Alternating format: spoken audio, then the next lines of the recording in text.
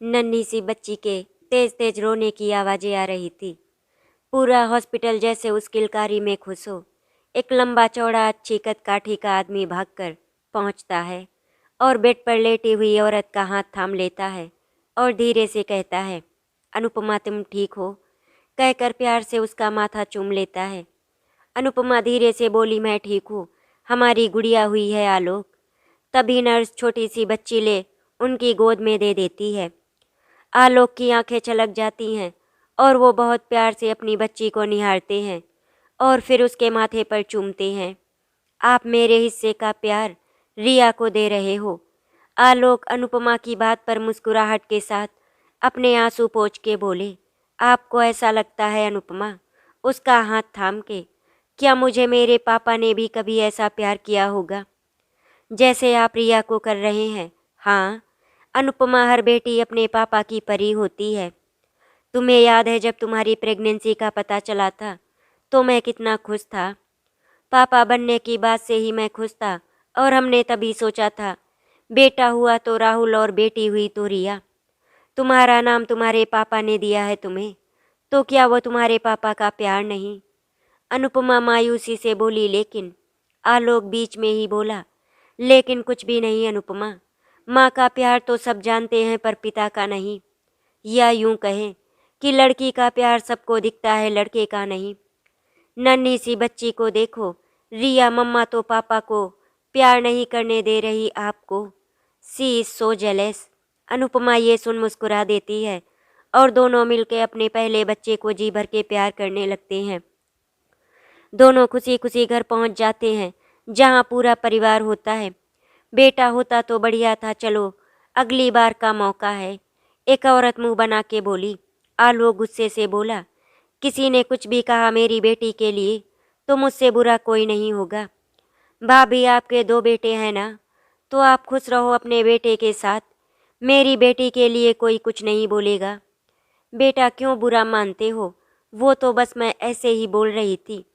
ये सब छोड़ो, हमारी नन्ही परी को दो। माँ देखो, ये बिल्कुल मुझ पर गई है। अनुपमा मुस्कुरा जाती है।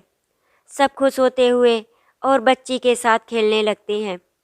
आलोक रोज ऑफिस से आते ही बस रिया के साथ अपना सब काम भूल मस्त हो जाते। जान बसती थी उनकी रिया में। जैसे जैसे रिया बड़ी हुई, उसके लिए रोज एक चॉकलेट लाना और बहुत प्यार करना। एक दिन अनुपमा और उसकी बातें हो रही थी। आप कितना प्यार करते हैं रिया से। मेरे पापा ने तो कभी मुझे इतना प्यार नहीं किया। मुझे ऐसे पापा क्यों नहीं मिले? आलोक मुस्कुराहट के साथ बोला, अनुपमा चलो आज मैं तुम्हें कहीं लेकर चलता हूँ और सच दिखाता हूँ। अनुपमा आलोक दोनों रिया को साथ ले बाहर निकलते हैं। आप यहाँ क्यों लाए? ये तो मेरा स्कूल है, अनुपमा बोली। हाँ अनुपमा, तुम जानती हो रोज़ तुम्हारे लिए यहाँ पर बूढ़ी अम्मा के बाल, चॉकलेट और बहुत सारी चीज़ें कौन देता था? तुम लाते थे, अनुपमा बोली। नहीं अनुपमा, तुम्हारे पापा देते थे। हम लोग एक दूसरे को पसंद करते थे, इसीलिए जब हम छोटे थे तो जिद किया करते थे और जब हम 10 में आए तब हमारी इंगेजमेंट भी हो गई। तुम्हें पता है तुम्हारे पापा जानते थे कि अब उनका और तुम्हारी मम्मी का तलाक होने वाला है और इसीलिए उससे पहले उन्होंने हमारी सगाई करवा दी, जो मेरे घर वालों को बता चुके थे, और ये भी कि तुम अपनी मम्मी ही चुनोगी, क्योंकि उन्होंने हमेशा तुम्हें यही एहसास करवाया कि तुम्हारे पापा कुछ नहीं करते तुम्हारे लिए। लेकिन सच ये है कि तुम्हारे पापा से ज़्यादा प्यार किसी ने नहीं किया तुम्हें। हम बचपन से साथ हैं और तुम्हें पता है तुम हमेशा मेरे आगे पीछे रहती। मैं भी पसंद करता लेकिन कहता नहीं था। वो तुम्हारे पापा ही थे जिन्होंने मुझसे कहा कि मैं तुम्हें अपना प्यार दिखाया करूं, क्योंकि तुम बहुत प्यार करती हो सबसे, फिर चाहे वो दोस्त हो, फैमिली हो या मैं। लेकिन अगर सामने वाला तुम्हें अपना प्यार ना दिखा पाए तो तुम उसके बाद बहुत दूर चली जाती हो, और फिर कोई भी कितनी कोशिश कर ले तुम ये नहीं भूलती कि वो तुमसे पहले बात करने में सही नहीं रहता था। इसीलिए मैंने अपने दिल की सारी बात कह दी, क्योंकि मैं तुम्हें खोना नहीं चाहता था। पहले सोचा था कि करियर बनाकर अपने पैरों पर खड़ा होकर ही बोलूँगा। अनुपमा आलोक के सीने से लगकर बोलती है, हाँ मैं उस वक्त यही कह रही थी पापा से कि तुम मुझसे प्यार नहीं करते, और अब मैं भी परेशान नहीं करूँगी तुम्हें। मैं थक गई, कहे आंखें छलक गईं। सच हम आज साथ ना होते, अगर तुम उस वक्त भी साथ ना आते। मैंने तुम्हारा सच जानने के लिए कि तुम सच कह रहे हो या नहीं बोल दिया कि एंगेजमेंट कर लो। मैं उस वक्त डर गया था कि अभी तो स्कूल में है तो अभी कैसे। तब तुम्हारे पापा ने ही समझाया था कि वो खोने से डरती है और वो तुम्हें जानती है कि तुम वादे से नहीं मुकरोगे, इसीलिए श्योर होना चाहती है। वो बहुत डरती है रिश्ते खोने से और खुद लोगों को दूर करती रहती है। हाँ, माना वो छिपकली, काकरोच या अंधेरे से नहीं डरती, लेकिन रिश्ते खोने से बहुत डरती है। उसे प्यार दो, सारी इनसिक्योरिटी खत्म हो जाएगी उसकी। तुम उस वक्त टूट गई जब तुम्हारे माँ बाप अलग हो गए, लेकिन मेरे प्यार ने तुम्हें कभी भी कमज़ोर नहीं पड़ने दिया और तुम अपने सपनों को पूरा करने के लिए बढ़ती रही। अनुपमा बोली, लेकिन वो मुझसे कभी मिलने क्यों नहीं आए मम्मी से तलाक के बाद। अनुपमा को आज भी वो दिन अच्छी तरह से याद है जब उसने अपने पापा को मम्मी को थप्पड़ मारते हुए देखा था। अनुपमा रोते हुए अपनी मम्मी से लिपट जाती है और अपने पापा को गुस्से में देखकर कहती है, आप बहुत बुरे हो पापा, और बहुत बुरे टीचर भी। वो कहती है कि किसी को मारना बहुत गलत बात है और लड़कियों को नहीं मारना चाहिए। आप मम्मा को मारते हो। अनुपमा एक लड़की थी, लेकिन कितना भी रोना आए वो रोती नहीं थी, और फिर भी ना रुक पाए तो अकेले में रोती ताकि कोई देखे ना, क्योंकि लड़के स्ट्रांग होते हैं और वो नहीं रोते। मैं लड़कों से ज़्यादा स्ट्रांग बनूंगी और मम्मा को प्रोटेक्ट करूंगी। उसके पापा अपनी बेटी से ऐसा सुन उदास हो जाते हैं और कुछ नहीं कहते, क्योंकि वो जानते थे अनुपमा वही समझेगी जो उसकी मम्मी समझा देगी, और वैसे ही बोलेगी जैसे उसकी मम्मी, क्योंकि वो तो बस थोड़े से प्यार की भूखी रहती है। और अपनी मम्मी तो क्या, सड़क पर भी कोई पिट रहा हो तो उसी का साथ दे देगी, क्योंकि वो किसी को रोता नहीं देख पाती, जिसका फ़ायदा हमेशा उसकी मम्मी उठा लेती थी। उसकी माँ चिल्लाकर गुस्से में बोली, मारना चाहते हो हमें, बोला ना मारना चाहते हो। आज मैं खुद को मार लूँगी और बच्चे को भी। मैं अभी सिलेंडर में आग लगाती हूँ। ये सुनते ही अनुपमा बुरी तरह से कांपने लगी और बस मन ही मन प्रार्थना करने लगी, भगवान मुझे आग से नहीं मारना प्लीज़, पानी में मार दो लेकिन आग में नहीं। वो डर रही थी लेकिन हिली भी नहीं, क्योंकि लड़ाई तो हर दूसरे दिन की बात थी और पहले वो बात करते, लेकिन कुछ देर बाद पापा मम्मी पर हाथ उठा देते। लेकिन अभी तक पानी वाली धमकी तो थी, आग वाली पहली बार थी, और इस बार अनुपमा को लगा कि उसकी मम्मी आग लगा कर रहेगी। लेकिन तभी आवाज़ आई, नीचे से अपने दादाजी को बुला ला। ये बात इस बात की ओर इशारा था कि अब आग नहीं लगेगी, और अब पापा को दादाजी अच्छे से डांट दे या पीट दे तो बात खत्म। ये वाक्या याद आते ही अनुपमा जैसे काँप सी गई। आलोक, मुझे बात नहीं करनी इस बारे में, ये कह अनुपमा की आंखें नम हो गईं और आज जैसे वर्षों बाद रोई हो। आलोक उसके माथे को चूमकर उसका हाथ थाम लेता है और आंसू पोंछता है। अनुपमा कहती है, तुम्हें पता है आलोक, मुझे उसके बाद कई बार आग से जलने के सपने आए और कुछ सालों तक मेरे हाथ कांपते रहे। मेरे पास तो माँ भी नहीं थी शायद। मेरी माँ मुझ पर ही हंस देती कि मैं डरपोक हूँ, सामान भी नहीं उठा सकती, और जब मैं गिटार सीखने लगी तो भी उन्होंने मेरा मजाक बनाया, और पापा तो कुछ कह ही नहीं पाते थे, बस चुपचाप मुझे देखते। अनुपमा, जानती हो क्यों? आलोक बहुत शांत लहजे में कहता है। क्यों आलोक?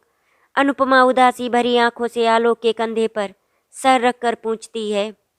आलोक ठंडी आह भरकर जवाब देता है, तुम्हारी मम्मी की कही हुई बातें किसी भी मर्द के अहम पर चोट के लिए काफ़ी थी, और तुम्हें ये नहीं पता कि तुम्हारी मम्मी ने तुम्हारे पापा से तलाक के वक्त ये कहा कि वो हर लड़की को बुरी नज़र से देखते हैं और अपनी बेटी पर भी गंदी नज़र डालते हैं, इसीलिए उन्हें कष्ट दी ना दी जाए और मिलने तक भी ना दिया जाए।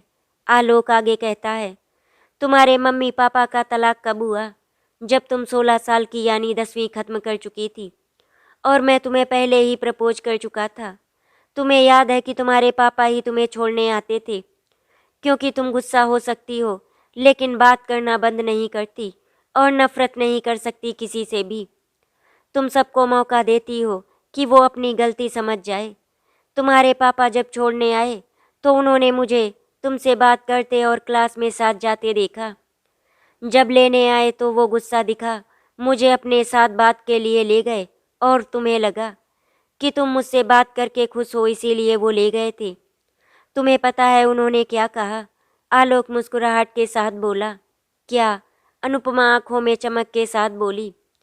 सब्र का फल मीठा होता है, लेकिन अनुपमा को अगर मीठा चाहिए तो सब्र का फल वो फेंक देगी, क्योंकि उसके हिसाब से एक दिन रह सकता है तो 2 दिन भी वो रह सकता है, और कोई उससे बात किए बिना 1 हफ्ता रह गया तो मतलब महीना भी रह लेगा, और महीना रह गया तो सारी जिंदगी भी रह लेगा। मतलब समय के साथ वो उस रिश्ते से उम्मीद छोड़ देती है, और उम्मीद छोड़ दी तो फिर कोई कुछ भी नहीं कह सकता। वो वापस उसे अपनी ज़िंदगी में नहीं लाएगी।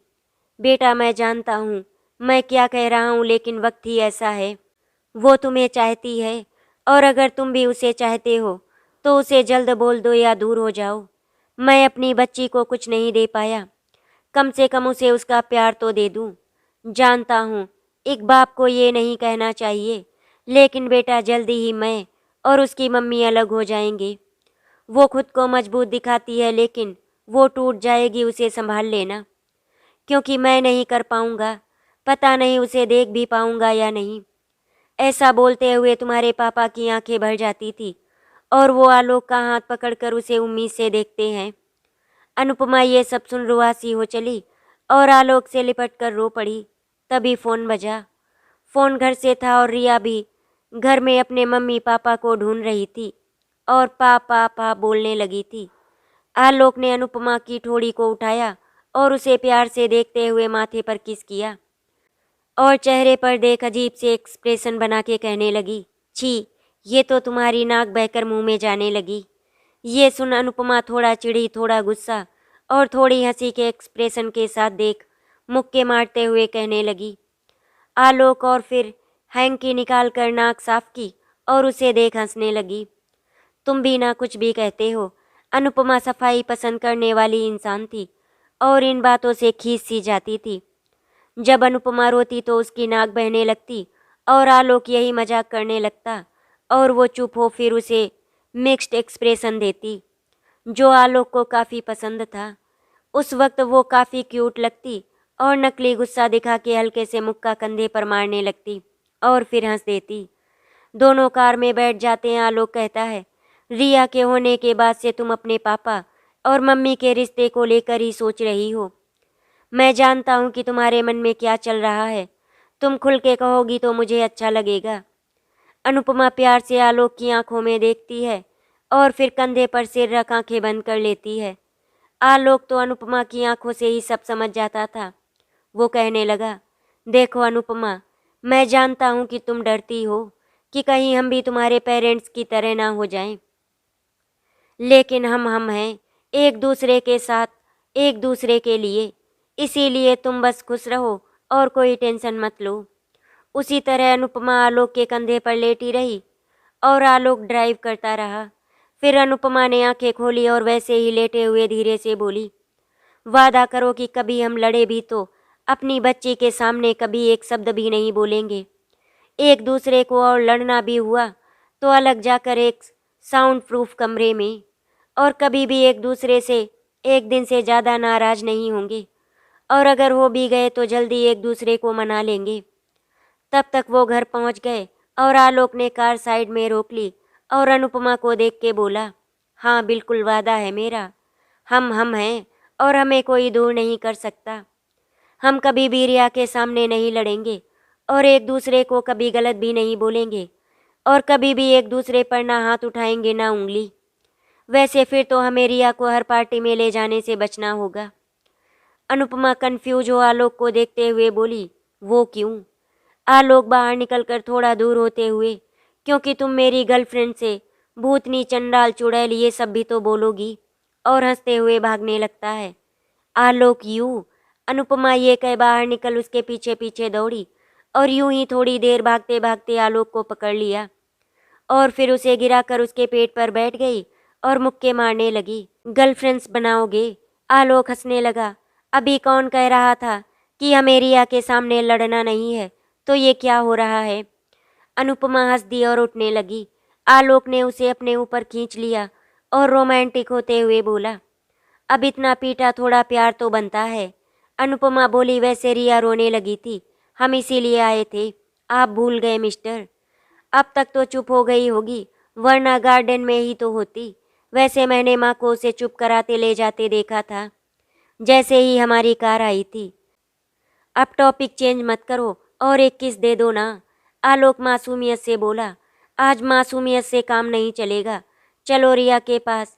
ये कह हल्का सा आलोक के होठों को चूम उठ के अनुपमा अंदर भाग जाती है। आलोक वहीं लेटे हुए मुस्कुराकर शरारत और प्यार के साथ बोलता है, मेरी शेरनी। आज काफ़ी टाइम के बाद अनुपमा हल्का फील कर रही थी, क्योंकि आज उसे ये समझ आ गया था कि उसके पापा उसे प्यार करते हैं और वो उसके लिए आलोक जैसे पार्टनर को चुन चुके थे और अब वो उनसे मिलना चाहती थी।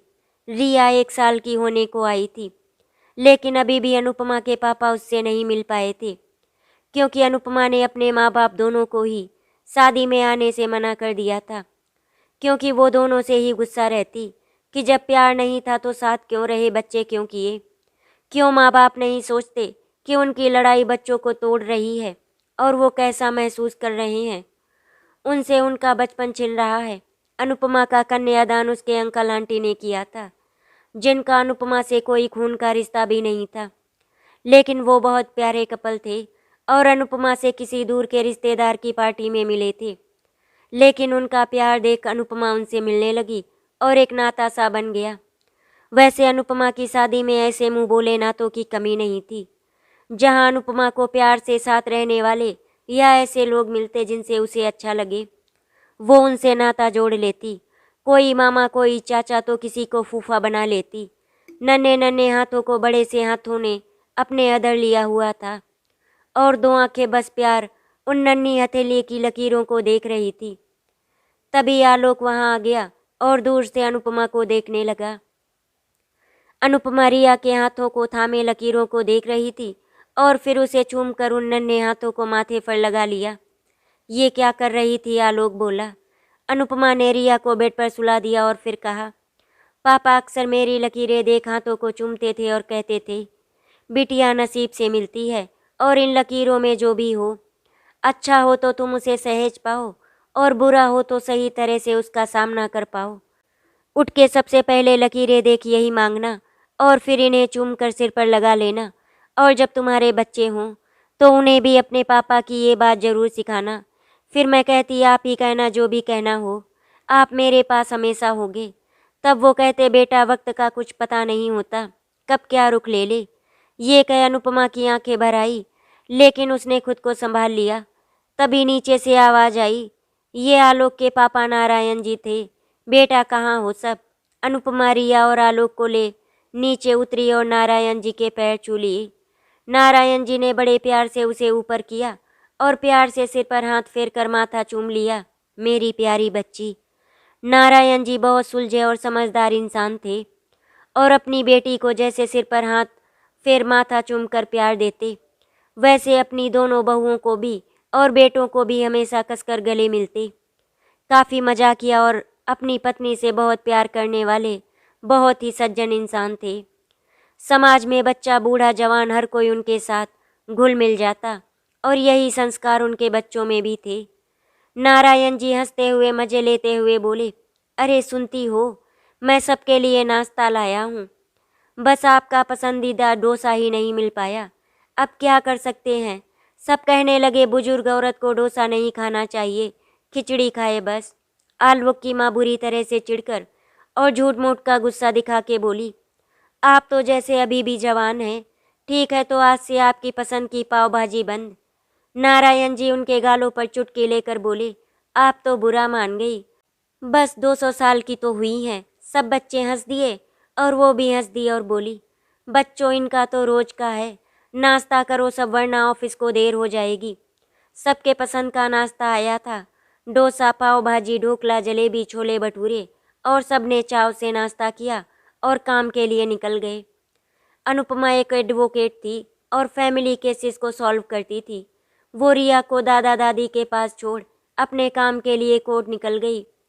नारायण जी का बेटा पुनीत और एक बेटी सोमा भी थी और सब अपने अपने काम में थे और घर पर सब मिलकर सुबह काम करवा कर चले जाते और दादा दादी बच्चों के साथ रह जाते और उनका मन भी लगा रहता।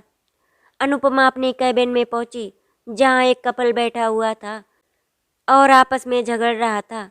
लड़की बोली, हर चीज़ में रोक टोक, मैं चार दीवारी के लिए नहीं हूँ और पीयूष सिर्फ मेरी जिम्मेदारी नहीं है, तुम्हें भी मेरी करनी चाहिए हेल्प, लेकिन हेल्प तो दूर सुनाते हो। और लड़का बोला, जैसे तुम तो बहुत ही सही हो, अगर जॉब के साथ घर नहीं संभाल सकती तो जॉब छोड़ दो या मुझे, मैं ऑफिस में दिमाग मारूँ या तुम्हारे साथ। Please mister and Mrs Singh, आप दोनों शांत रहिए। देखिए, आप अपनी बात प्यार से समझा सकते हैं। अगर आप इज्जत नहीं देंगे एक दूसरे को तो किसी और को भी बेइज्जत का हक मिल जाता है और आत्मसम्मान और ईगो में छोटी सी लाइन होती है। छोटी छोटी बातें रिश्ता खोखला कर देती हैं। आप जो भी समझाना चाहें उसे प्यार से साफ साफ बता दीजिए, क्योंकि हर लड़की सोचती है कि उसका पार्टनर उसे बिन बोले समझे, लेकिन क्या वही चीज़ वो खुद करती है? बराबरी अच्छी बात है, आप भी बाहर काम करें, वो भी कभी आप बच्चे को संभाले तो जब आप बिजी हों तो वो भी संभाले, लेकिन अगर आप बिन बोले एक दूजे को ना समझे तो बोल दीजिए।